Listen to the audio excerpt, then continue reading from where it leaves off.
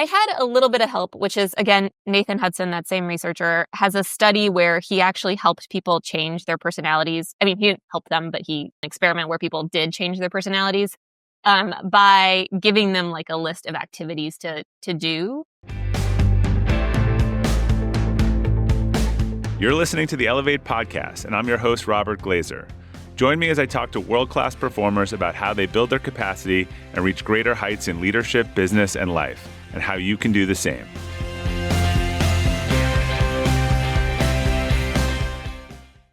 Welcome to the Elevate podcast. Our quote for today is from Fran Lebowitz. Humility is no substitute for good personality. My guest today, Olga Khazan, is best known as a staff writer for The Atlantic and the author of Weird, The Power of Being an Outsider in an Insider World. She has also written for the New York Times, the Los Angeles Times, the Washington Post, Vox, and several other publications. She's a two-time recipient of the International Reporting Project's Journalism Fellowship and a winner of the 2017 National Headliner Award. Olga is also the author of a new book on changing your personality, Me But Better, which releases this week. Olga, welcome to the Elevate podcast. Absolutely. Thanks so much for having me. So I always find it interesting to start at the beginning and with childhood, and this is probably definitely the case here. Like, given that your book delves so much into your own personality traits, can you talk about, like, what do you think was hardwired from some of your early childhood experience or maybe changed over time? Yeah, so I think there's a few things so the premise of the book is that I tried to change my own personality. And I think some of those traits that I tried to change were there from childhood. Birth or like formative childhood experiences? You know, it's hard to say because you don't have any measurement tools yet. Yeah, I have like a lot of anxiety in my family. Like both my parents are very anxious people, which should be the trait neuroticism, which is one of the big 5 personality traits. But also a lot of stressful things happened to me when I was little. I'm an immigrant, and we moved to the U.S. when I was 3. So I think Where did you move from? The USSR. Okay. And so I think that increased the stressors on my parents and kind of also on me at that time. So I think the neuroticism has been there my whole life. And then other stuff I think kind of formed over time. Like, I think I became kind of more introverted just over time, trying to build my career and kind of got sucked into just always working. The agreeableness, like I think that I just sort of deprioritized personal relationships and connections and things like that as I focused on work. So some of the stuff I think I picked up gradually and some has been there the whole time. I'm guessing a lot of introverts find their way into writing. That it tends to suit introverts well. And look, even introverts is a lot misunderstood. I think Susan Cain kind of helped with this definition of, there's some people perceive it as shy, but I think it's more like how you recharge, and what some people want to go to a room of loud people and that's how I recharge, and others need to kind of retreat quietly to recharge. So that is Susan's definition, is sort of how you really kind of regain your energy. In personality, we also think of extroversion as sort of doing a lot of stuff. So just people who are very active and sort of who get out there a lot. So they kind of like say yes to things. Right. So that is also one element that I wanted to work on, is not just like how much I physically talk to people, but also just getting out there more, trying new activities, and, kind of seeing what I enjoy.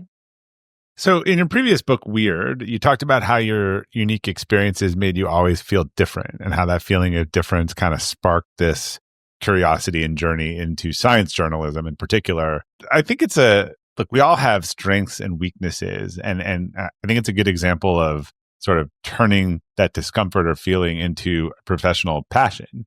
I have someone who's been on this podcast who says our greatest accomplishment, lies right next to our pain. So can you talk about how you thought about that or sort of reframe that? When I talk about this project, sometimes people are like, your personality wasn't that bad, or like, you're clearly doing something right because you have like a pretty functional life. And it's true that I do. But sort of like what you were saying, my neuroticism and my sort of anxiety would sometimes give me fuel. Like it would kind of give me the kind of motivation, I guess, to to work really hard and to achieve great things. But it would also kind of stand in the way of enjoying life sometimes. So it was kind of more about finding that balance between, yes, like working hard, striving, doing all you can, but also not, sort of being happy with success, being happy with what you get and being grateful for what you have. And that was the part that I was really struggling with. So I definitely don't think that it's like, personality change means that you're miserable and everything in your life is falling apart. It could just be that like, okay, my personality has helped me in various ways, but what is still missing? Yeah, and I tend to believe, having worked with a lot of leaders on looking at strengths and weaknesses and whys, that like a weakness or a problem is a strength overused, right? Like whatever we're really good at, if we overdo it, like there's certain careers where you need a healthy, amount of neurosis.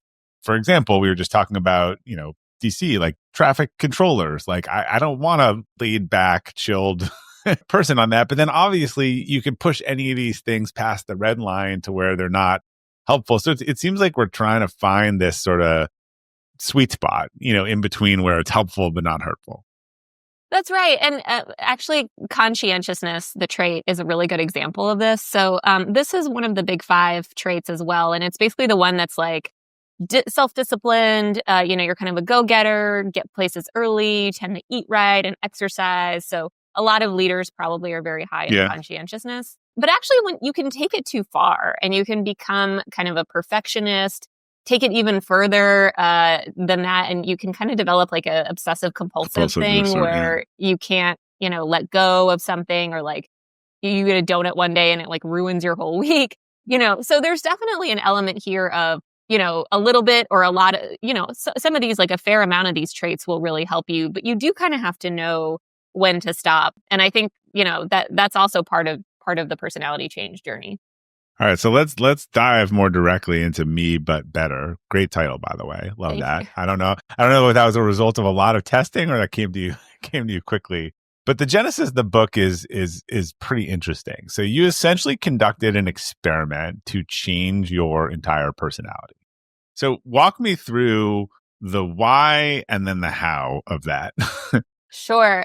So the why, I think, is best encapsulated by the intro to the book, where I describe a day that so I'm a new parent, and now like recounting this day sounds like an amazing day that I would like kill to have again. But at the time seemed to me so bad and stressful. So it's this day where I wake up, I'm on like vacation, basically. I'm still working, but I'm in Florida. It's like great. It's sunny in the middle of winter. I'm like eating like great food. I have to go get a photo taken. And on the way to the photo, a bunch of stressful things happen.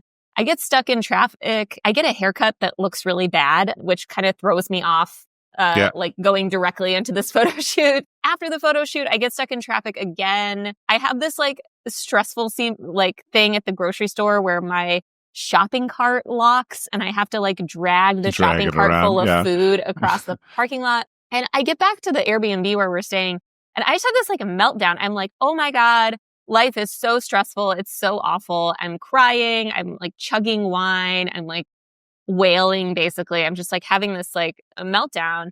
And then I, had the presence of mind to take like a half a step back from that and be like, wait, did anything bad like actually happen? Like, or was this just my reaction to this day? Because honestly, like I got the groceries fine. The pictures, they don't look great, but like whatever. Literally no one has said anything about no one died. Right? Yeah. No one died. But it wasn't even that no one died. Like I had a pretty good day, actually. And I noticed that I did this kind of a lot. Like a bunch of little stressful things would happen and I would kind of fixate on them and not be able to appreciate the greater moment, the greater thing that I have. Not be able to like live in the moment, which sounds cheesy, but is honestly one of the kind of keys to being happy. So I decided to kind of change everything that was like holding me back from that gratitude, the presence, and the joy that life has. Okay, lots of questions. First, I had a book as a child, and I don't remember the title, but it was like Alexander and the Terrible, Horrible, No Good, Very Bad Day or something like that. It's sort of like that's what was coming to mind when you said that. Also, like this notion of the locus of control, right? This focus on the things that we don't control, which tends to be pretty unhealthy versus what we do control. And a lot of times we control our reaction, not what happened. Like that's sort of the story. So, okay, but I need more information on this. Okay, so what after this, you decide you want to do this. How do you catalog all of your personnel? Like, what did you do to inventory and then decide what you were going to change? Like, what's the baseline here? Yeah, totally. So actually anyone can do this. There's a researcher named Nathan Hudson at Southern Methodist University who studies personality change. And he has this website called personalityassessor.com where he has uploaded this science-backed tool that is like basically a quiz that you take to measure your personality. And this is something that lots of researchers use. He didn't invent it. He just kind of put it on the internet. So you answer a bunch of questions like, do you like parties? Do you like poetry? Like, do you feel sad a lot? And you kind of like, I strongly agree. I sort of agree, what have you. And it takes all those answers and it tabulates them and it gives you a readout of your big 5 personality traits and where you That was the fall next question on all I was of them. going to ask. Yes. Okay. Yeah. Yes. Okay, so this is the big 5 comes from his sort of assessment on this. The big 5, he didn't invent the big 5. Okay, it's in the public domain now. It like predates him the big 5 is from the 90s. Very complicated how they got to the big 5, but there's... All right, so walk us through you jumped into a couple of them, but let's walk through each of them so people can maybe for the rest of this discussion think about which archetype or archetypes they might be. And are you one of them or you can be multiple of them? Yeah, good question. So most professional psychologists kind of have moved away from the like types of people. So like what you would have in the Myers-Briggs or the Enneagram is like a certain type or number. Most people are kind of on this is all the traits are a spectrum and you're kind of like somewhere on the spectrum. So you might be like 70% extroverted or 30% or something like that. But it's not like you're just like, I'm an introvert or I'm an extrovert generally. Right. Sorry, did you want me to list the 5? Yeah, let's list them so I can, Okay, so the acronym to remember them is OCEAN. OCEAN, I can remember that. The first one is openness to experience, which is sort of like creativity, imaginativeness. World traveler. Spiritual but not religious. Yeah. Then we have conscientiousness, which we talked about, which is the getting places, getting shit done, stuff like that. Never late, always meets deadlines, things like that. Then you have extroversion, pretty self-explanatory there. Yeah. Agreeableness, which is sort of like friendliness and warmth and empathy. These are your like bridesmaids, like kind of like BFFs, kind of traits. And then you have neuroticism, which is, it's a bad thing. The other ones are like good things. So everyone has a spectrum on each of these. Yeah. Is that okay? Yeah. Got it. Yeah. Okay. So it's not like you're one of them. Okay. Now I see. Yes. Yep. Yes. Okay. So you do. Yeah. I mean, you could be someone who like identifies as an introvert, but so negative extroversion is introvert, sort of. Exactly. Okay. Exactly. Yeah. And the opposite of neuroticism is something called emotional stability. Yeah. I think the reason they don't use that one is because there's already an E in OCEAN. So, but is there like, it almost seems to imply that one side is too far and the other side is good. Like is there an opposite to that that's not like stable sounds good, but is there a so stable that you're, don't have I don't know. Like it seems like. Yeah, that's a great question. Okay, so the research that we have says that being higher in the good ones is better, right? So kind of self-explanatory, like being super emotionally stable is a good thing. Yeah. However, there is some other research that suggests that even like small amounts of anxiety is actually kind of good. That if you don't have any stress, right? Like you see this, I was talking to someone yesterday. People retire, right? And they die, right? They go from no stress and too much. It's kind of like every diet thing. Too much bad, not enough bad, right? Yeah, there's actually some like other, it's not directly from the personality research, but it suggests that like, having a little bit of anxiety, some stressors, some like adversity in your life is a good thing. Because if you think about it, like a lot of the stuff that is worth doing is kind of stressful, like having kids or getting a promotion. So though you want to kind of like process the anxiety and the stress in a certain way, you don't necessarily want to eliminate all stress and No, anxiety. I'm a big believer in sort of Nassim Taleb's anti-fragile. Like there's just stuff like if you don't work a muscle, it doesn't build, right? Like it just doesn't work that way. Exactly. So, okay, there are these 5 things. It's interesting how they're worded sort of, there's a scale, but there's implied good and bad, within that scale. Yeah. Okay, so you take this assessment, you rank yourself on all of these things, and then you're like, I'm going to do the opposite. And how did you turn that into practice? Yeah. So the ones that I really wanted to work on were extroversion. I wanted to bring that up. I wanted to bring down neuroticism, and I wanted to bring up agreeableness. All right, let's go through each of those. So, what do you do to? More obvious, to up extroversion.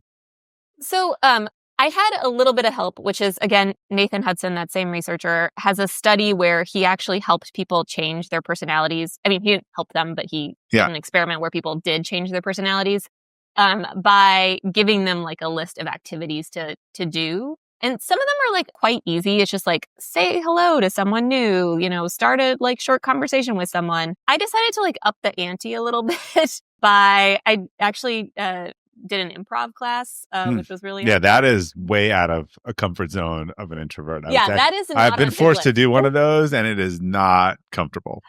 If you're not someone who likes to be silly or like to be perceived as silly, it is really actually hard. It's really hard to drop those defenses and be silly. I also just did a bunch of different activities. Like I talked to strangers a whole lot. I went on meetups. I went to sailing class. I went to parties. Yeah, I just was. And did it feel like a buzzsaw, or did it get better, or did you feel like was it improving, or was it like hard the whole time? I was rereading my journal from the early days of improv this morning, and it was like, I am dreading this so much. Yeah. I feel like I'm so bad at this. I'm dreading it. Listen to you talk about it. I would do anything to get out of this. So at first, all basically 201 for all of these activities, you had to drag me to them. I really didn't want to go, did not want to talk to strangers, did not want to socialize. And then again, almost 201 after I went, with very few exceptions, even if I didn't drink, even if I only stayed an hour, I felt slightly better after I went. I had a little bit of a positive, a little bit of a buzz from being around people. And then the next time, was the pre-anxiety lessened? I think so. For improv, it took honestly a year of doing improv for me to stop dreading it, or many months of doing it, just because it's so hard. But eventually, with some of the meetups and such, I really did stop dreading it. I was sort of this is basically how it's going to go. I kind of know what I'm going to do. I'm going to talk to 4 people, and then I'm going to leave, and that honestly helped, having a little bit of a plan and a little bit of a sense of how it's going to go. All right. What were the other 2 that you mentioned before?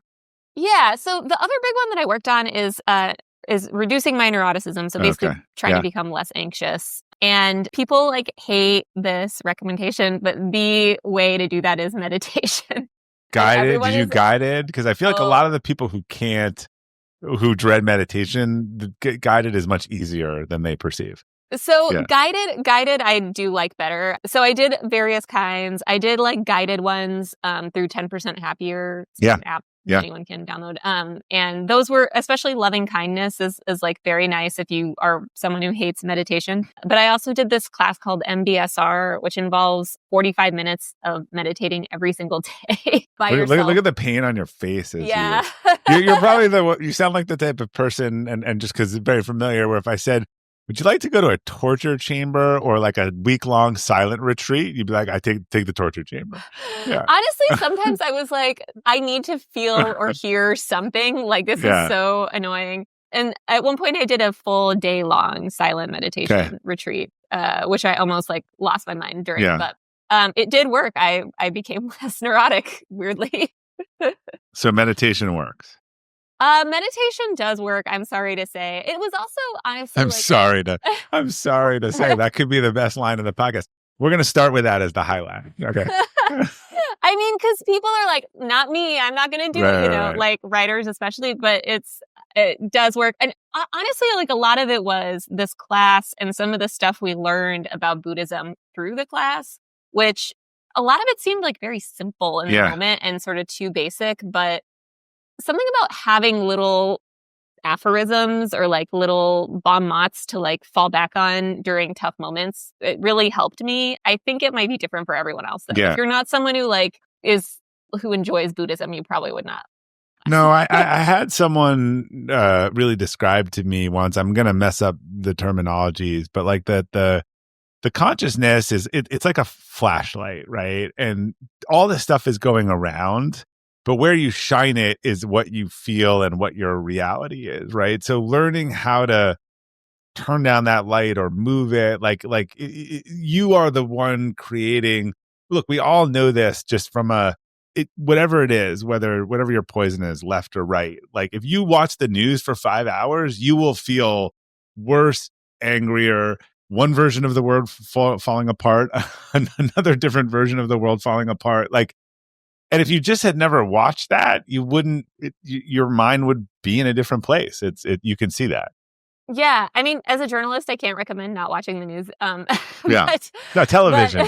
You should read like a lot. Should read the Atlantic. But yeah, I mean, that's essentially the concept. Is like the thing they always say is like, let your thoughts just pass by like clouds. Where your awareness goes, that's what your awareness changes the meaning. And again, you can choose to turn on the flashlight or turn it down, basically. Yeah, and the concept behind this is just that like all you have is the present moment. So whatever you're feeling or experiencing or thinking about in the present moment is what your life is. It's not all that other stuff going on in the background. So I found that really helpful. Yeah. What is the phrase that anxiety, regret is people who are looking to the past. Anxiety, is usually people looking too much to the future. Right. And the present's kind of the solve for both of those. Yeah. And I mean, and you're not going to ever be able to completely stop thinking about the past or the future. But, I do think it's helpful to think about like, okay, well, is the future really going to be scary, or is there a possibility it'll go well, and kind of just trying to think about things differently, which I know sounds really simple, but meditation really helped with. Well, the past I think is helpful. Like, what am I learning? Like, oh, I burned myself by touching the hot stove. Well, I can call myself an idiot or forever. I can use that to not burn myself going forward. Exactly. Right? And exactly. Identify hot stoves. Yeah. And a lot of it is like, so I've noticed that a lot of people who hate meditation are also really mean to themselves. So they don't want to be with their own thoughts. Yes. Yeah. And so like a lot of it is like, I mean, loving kindness, it sounds really cheesy, but a lot of it is just like being nicer to yourself and kind of like admitting that you're doing the very best that you can. And, that's sort of where you are, and kind of having more of an open and loving feeling toward yourself, which did not come naturally toward me. Yeah. I mean, we all think of affirmations, or maybe all of us a certain age, of the Dana Carvey SNL, like, I'm good enough, I'm smart enough, or whatever it was. But there really is like, it always seems like one of these hokey things, but it is fairly powerful. And it is something that is embedded in most of the morning routines of pretty highly successful people. Yeah. And something that I found, I mean, I don't have as much time to meditate these days because I am a new parent, but actually spending time with a baby can be kind of really meditative, because you're not like supposed to look at your phone, and they don't talk yet, and they don't do a whole lot. So you're kind of just like watching this being like exist in the world a lot. Yeah. And I mean, for me, I'm really glad I did meditation before I had a baby, because I do think that it makes me more just like open to doing that for like sometimes hours at a time, is sort of just like kind of being alive with this like little infant. Yeah, I don't know. So that's kind of like a form of meditation that I guess I do now.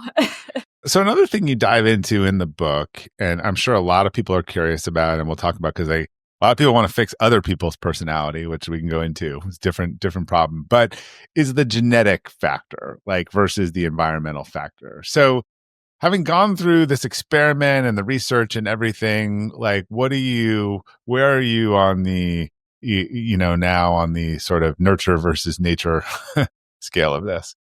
Yeah, I mean, this was really interesting because I think a lot of people are like, you can't change your personality. It's genetic. But But if you think about it, no one is exactly like their parents, right? Yeah. Like you pretty much don't know anyone who's like their parents' twin. Like Yeah. most people, maybe they differ on politics, hobbies, like something else.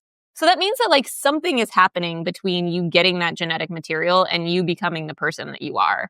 And the way one researcher explained it to me is that you get like ingredients from your parents. So you get like, maybe some like tendency toward being really friendly, maybe some tendency toward being kind of anxious, some tendency, like you get these like little impulses, but then kind of how you put them together is more individual, and it's really more up to you.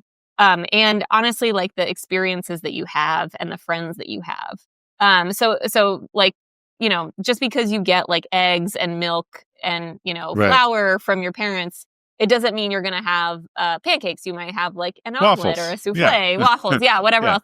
Like, so you're going to end up as a slightly different person depending on what experiences you actually go through. And I think like, so my parents immigrated when I was, very young. And I think that growing up in the US made me into a completely different person than I would have been had we stayed in the USSR. Right. And then them, even though you were here, them probably relaying a lot of these experiences and their impact, which is more environmental, probably also, faded into it. I mean, think about like Depression era kids. I mean, that has impacted people for generations. Oh, right. Exactly. And, I'm actually from Texas, but the thing I constantly hear is that I don't seem like I'm from Texas. Yeah. That people think I'm like more like a like cynical New Yorker, even though I've literally never lived in New York. Yeah. And the Northeast somewhere, right? That's because my parents are like kind of cynical, and like they're kind of like that. And I think I picked some of that up. So yeah, you don't end up genetically exactly like either of your parents. And look, maybe it's a little like, I know it's a catchy headline, but it's not. It doesn't sound like we're talking about really changing personality. But look, whatever our strengths are, like I said, that there's some rough edges or some situations where those become problems. And this sounds like, how do we take out the edges? Is to your point, like if I'm a super relaxed, chill, get along with every person, like that's great in 90% of the cases. But I have a real problem if I need to find a job or some other things where like I am going to have to learn how to go against that nature, like for a fair amount of time. And I think about a lot of this with my own kids. I think they each have different strengths. They each have a different weaknesses associated with that. It's not like you got to go fix this, but there's times when you're going to have to, if the thing you need to do isn't the thing that you know how to do, you're going to have to reconcile that. Yeah, absolutely. And some researchers actually think that personality change is more like this concept called free traits, which is that we all have sort of different traits that we can adopt at certain times when the situation calls for it. So if you think about a really introverted professor, but he has to give a really inspirational talk to a bunch of students. Perfect example. Right. Yeah. Or a leader. Yeah. Right. Like he's going to take on the free trait of extroversion for that moment. And he might have to actually learn how to do that. Like it might not come very naturally to him. He probably has to go practice in the mirror 10 times. Right. Like, exactly. Like it's not. Yeah. And it might take a little bit more effort than someone who's naturally extroverted. So so there's this idea that, we all have situations where we have to kind of like rise to the occasion. You might be the most agreeable, sweetest, nicest person, but if someone, does something, wrongs your after your third Ponzi scheme that you've signed up for, you might want to become a little more discernible, right? Right. Yeah. I mean, so like for people who are like, I don't want to change my personality. Like, I do think it's comforting that there's this idea that like you don't have to become a completely different person. You can shapeshift to kind of meet the demands of the moment. Right. You are changing your personality to meet the circumstances, right? And I think like, look, I have sort of personality of always trying to make things better. And I've had to learn over time that if I try to make everything better, I won't make anything better, right? I can exhaust people, whether that's work or family or spouse or otherwise. So like, if I'm like, no, that's just who I am, I'm going to run like that. I'm actually going to cause more problems for myself. Right. Like you might actually have to dial down your conscientiousness a little bit because it's you're too conscientious. Yeah, exactly. Yeah. Like I'm just going to let that mistake go and not say anything. And yes. And I think that there's situations, I like one of the parenting things I heard someone say years ago, and I've really tried to adopt is like, you can't want things for your kid and they have to want it, but you can tell them what's required, right? So you want to go be an astronaut? Like, I'm not going to tell you can or can't do it, but I'm going to tell you what's required. You want to get at Harvard Law School, you want to become a gymnast, like you want all these things. Like it's helpful to be honest about what is required. And some of those requirements may be very against your natural tendencies. So you have to decide, like, do I want that badly enough? Like if I want to lead a company, and I think it's a great example you gave, and I'm an introvert, like I've got to give some inspiring speeches sometime. Like I can't do that from a keyboard. Now, the extrovert probably starts speaking and then figures out what, she's going to say afterwards. And the introvert may have to practice that 20 times in a mirror, and it may be uncomfortable, whatever, but it's kind of the requirement of the job at some point. Exactly. Yeah. And there's actually a story of someone in the book who's from this like really small town and kind of was always just a party guy. Like he legitimately just loved to party. He loved to drink and play golf. And he went to college, and in college he realized that he really wanted to become like an academic psychologist. And those things were not compatible. No. And he's like, okay, so I guess this means I can't just play golf all the time. And he did. He like bought study book. Like he bought a book on like literally like how to study, and he like made flashcards and like studied, diligently with someone else. He got mentorship from people who could help him. He became like super conscientious because he knew that like you cannot be a professional academic while drinking all day and, generally.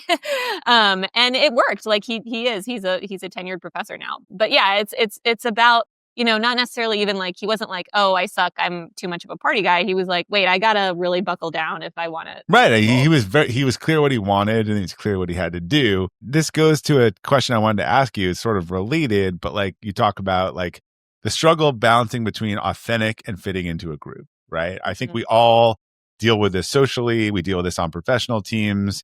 Like, I'm curious, my viewpoint is like similar to what we were just talking about. You should not compromise. Sometimes you just have to play the game, right? You can't right?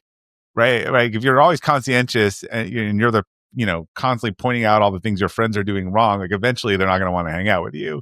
So how have you come to understand how to balance this so you're not losing your authenticity, but you can meet the moment, I guess? Yeah. Well, so here I think something actually from my first book would be helpful, which is a concept called idiosyncrasy credits. And this is kind of this idea that when you first start out working with a group, you kind of want to fit in maybe more than makes sense for you. Like you kind of just want to do whatever the group is already doing. Yeah. And then gradually, as you gain influence within the group and basically people in the group start to like you more, you can start as you de-risk. You can pioneer kind of a new direction. So I wouldn't go into say like an established happy hour group and say like, guys, we should start, meeting here instead. Go to their location, the first, 5-6 times, and then be like, hey, what about this other bar that opened up across the street? Or, for a low stakes example. So it's really about kind of, you don't have to just permanently become someone else, but there is a way of kind of ramping up your authenticity. You're trying to get into the tribe, right? Exactly. Yeah. That's interesting. And so we touched on this, but I can imagine people reading the book or listening to this like, okay, I need to go fix my partner's personality. These are all the things I don't like about them, and this is how they could do better. Like I give me all of your do and do nots and caution flags on when it's not you that you want to change these things.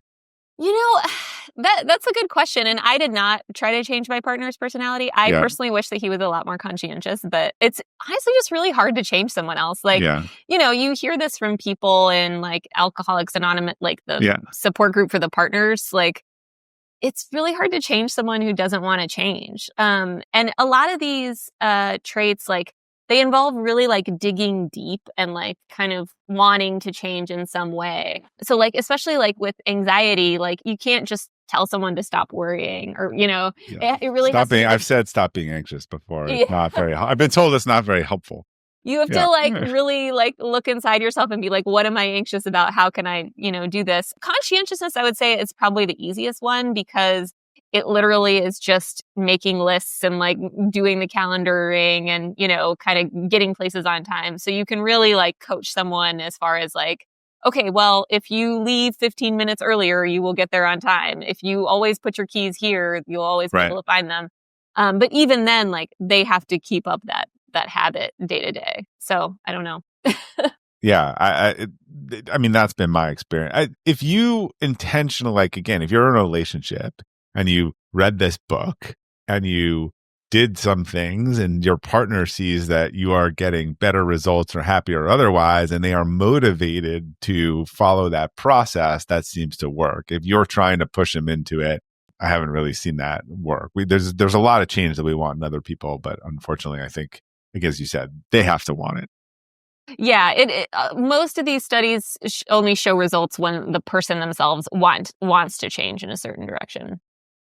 So I'm curious, we skipped over this, but I think a lot of people associate personality change with a formative, event, whether it's an epiphany or a trauma or some other kind of massive life change. Like how much is that actually effective isn't the right word, but is it, how does that formulate the basis of change, more than repeating small actions and behaviors? Like, is that I want to say effective, but trauma and effective don't go well together. So I think you understand the question. Yes. Yeah. No. So there's actually been super interesting research on this where researchers have both measured people's personality over the years and also asked them, like, was there an event in the past, 10 years that changed your personality? And people are like, yes, my divorce. And they'll be like, how did it change your personality? And they'll be like, oh, it made me, more extroverted or something, whatever. Okay. And then they go back and look at the tests and like, yes, that person became more extroverted after they got divorced. Interesting. So it does map. However, there were no patterns as far as how any individual event changes your personality. So there are like some small signals, like starting a new job, people usually become more conscientious. Starting a new relationship, people usually become less neurotic.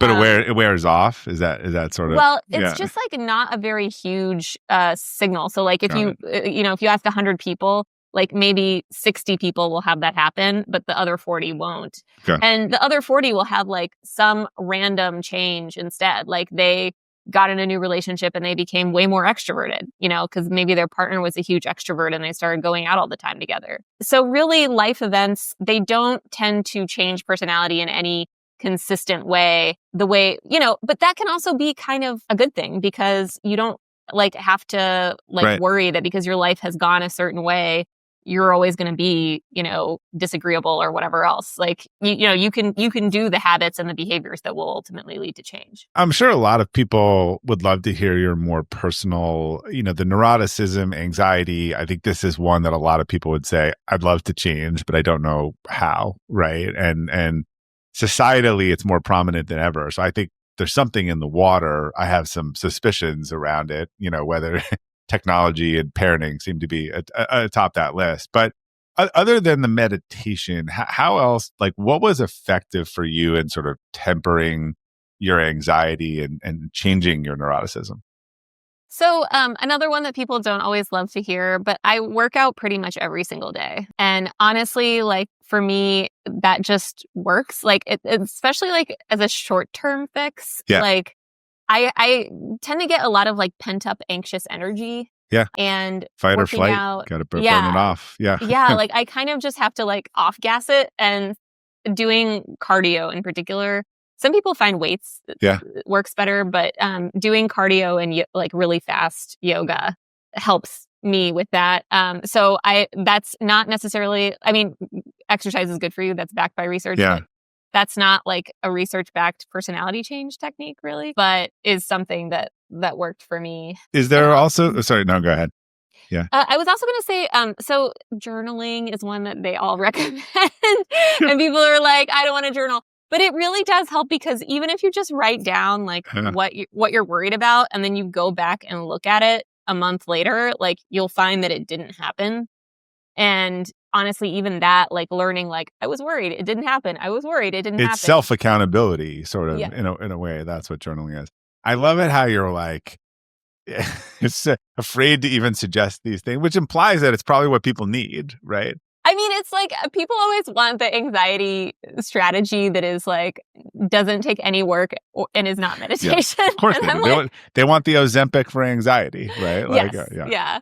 And there is that, it's Xanax, but Xanax is really bad. You should not be on that long term. No. I'm not a doctor or anything, but from what I know is it's very effective in the short term, not a healthy long term thing. I can't recommend that one. Yeah. But was there anything in terms of like self-talk or again, changing your, like, I'm just not going to think about this trip tomorrow? I mean, was there some rewiring in terms of where you put your focus? Since I think that is a big driver for a lot of people, my understanding of anxiety.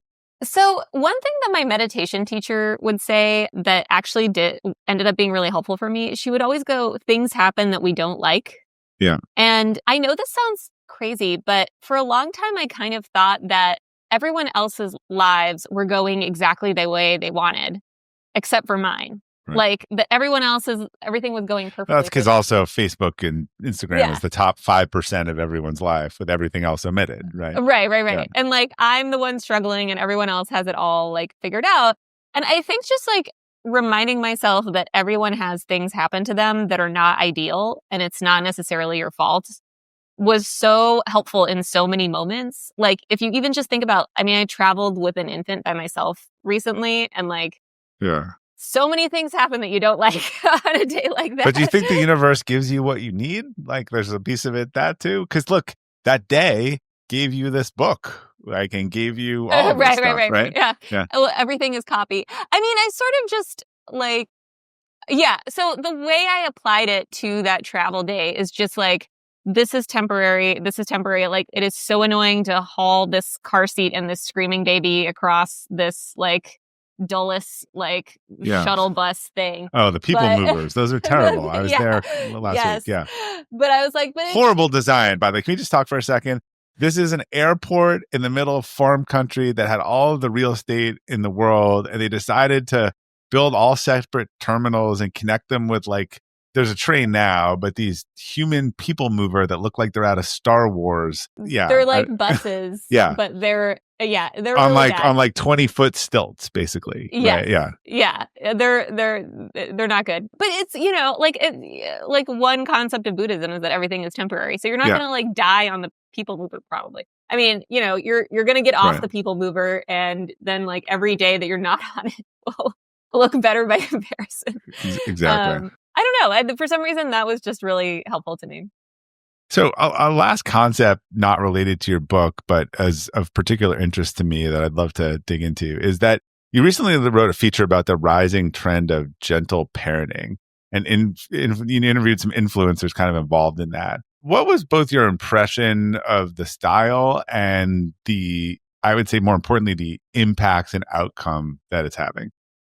Yeah. It's funny. I wrote that when I did the reporting and most of the writing when I was pregnant. And it's very easy to judge when you don't have kids. Yeah. And then I was like, I'm going to be a gentle parent. Like, this is exactly what I'm going to do. And like, my kid's 10 months old now and he started biting us. Yeah. And it was so funny how fast I was like, quit biting. Like, what is the definition of a gentle parent? Obviously I know what it means, but yeah. So according to like the people that I interviewed, you're not ever supposed to say no, or like, you're definitely not supposed to yell or spank, obviously. But you're also not supposed to do timeout or like really say no.